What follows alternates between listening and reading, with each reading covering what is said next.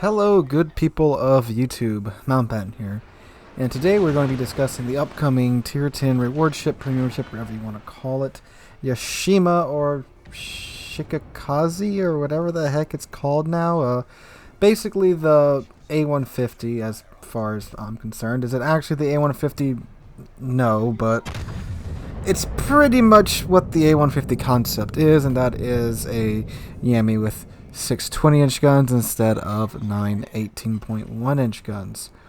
Now, full disclosure, I don't have the ship. I don't have any access to it. I'm not a CC or anything, so I don't get any special CC access. But from watching gameplay of it from the other CCs and other test players, and by the way, I normally don't watch anything about any upcoming premium ships that I plan on reviewing, but the fact of the matter is I'm probably not going to be able to get Yashima when it first comes out, simply because I won't have enough steel by then between ranked and clan battles. I think I'll probably be like, I don't know, halfway there, maybe, by the time it comes out with the steel that I've had left over from the Christmas event and all of that.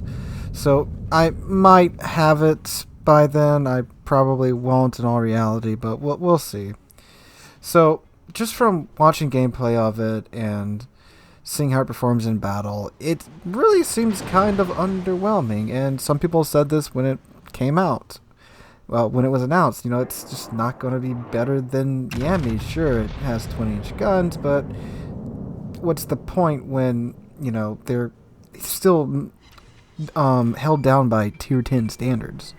Because if maybe they had released this thing along with a couple other ships and like going to tier 11, those really crazy paper ships like H-44 and the Tillman class battleships, then yeah, maybe if they really could have, given the thing more than 6 guns, because 20-inch guns, that's a lot of shell coming at you, but it's only 6 of them. It's 2/3 of what the Yami has, and yeah, I see why they would have to go with that, because 20-inch guns at tier 10.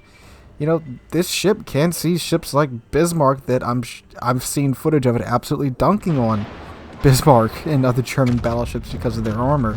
They're just so chunky, the thing just goes right through it, and well, it does fantastic against chunky ships like battleships.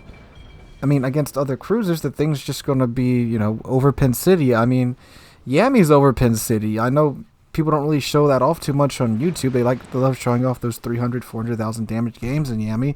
But in reality, playing Yami on a day-to-day basis, you get a shit ton of overpins because of the caliber of the guns. Even on battleships, the guns are so large, they just go right through everything.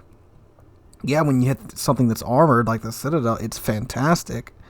But against everything else, it's a whole lot of overpins. And this thing, it's just going to be overpins. A whole lot of overpins. And yeah, when you're fighting other battleships, from what I've seen, you are going to wreck them if you don't overpin them. So yeah, it doesn't really seem like it's going to be worth it just from what we've seen so far. And again, the ship's still a patch or 2 off, so it's actually 2 patches off if they're releasing in a 9.3, which I'm pretty sure. Well, yeah, they are, because it's on the test server right now. So yeah, it's going to be Overpin City, and is it really worth it over something like the Stalingrad, which you can get for steel? No, get the Stalingrad, obviously.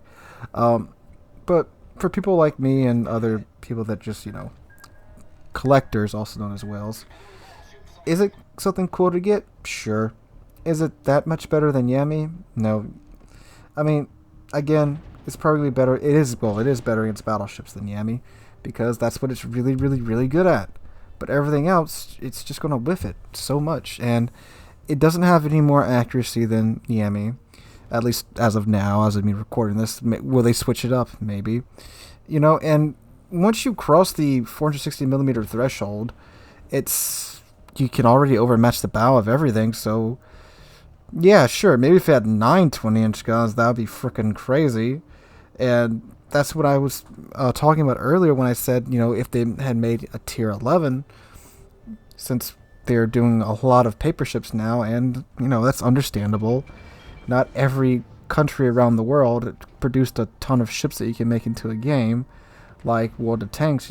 Tanks. Just about everybody, any military with any decent budget has manufactured some type of tank in history, whereas with warships, you need a lot more industry to produce warships. And sure, a lot of countries have built their own destroyers and this, and patrol boats and this and that, but as far as destroyers, cruisers, light cruisers, heavy cruisers, battleships, aircraft carriers, it's not as vast of a pool of inspiration to pull from as something like World of Tanks. So yeah, eventually they're going to have to go with some of these crazier paper concepts. I mean, shoot, the last probably the last 2/3 of ships that have been released are mostly paper, and can't really blame them for that. So yes, this was going to come eventually. They were going to have to go past 460 millimeters, and is the Yashima the right way to do it?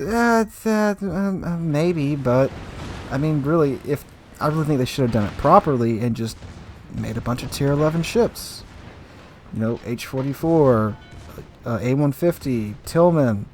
And I'm sure there's plenty of destroyers and cruisers you could have. I don't know any off the top of my head, like I do battleships, but there's plenty of those you could have pulled from and put into tier 11. And I mean, that's eventually the way the game is going to have to go. Is the Yashima probably the way they're going to be testing, 20-inch versus the tier 8 and 10 ships? More than likely.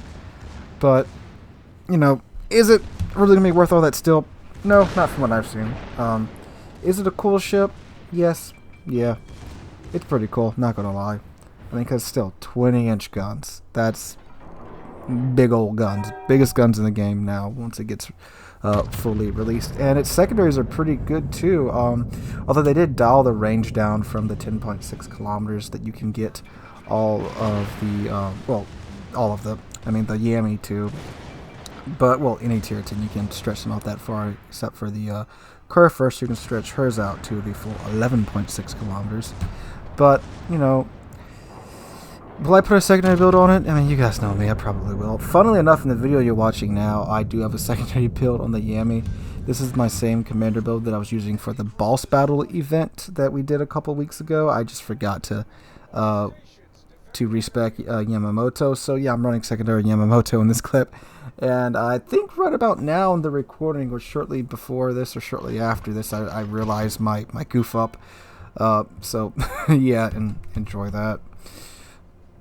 And the thing is too, with 6 guns, in Yami, you're angled so much so most of the time that you only have your front 2 turrets on target, and that's why you see a lot of Yami players hanging in the back, because from further ranges, Yami's armor is actually pretty dang good, and when you're angled far away, I think it's the sweet spot's anywhere over like 16, 15 kilometers.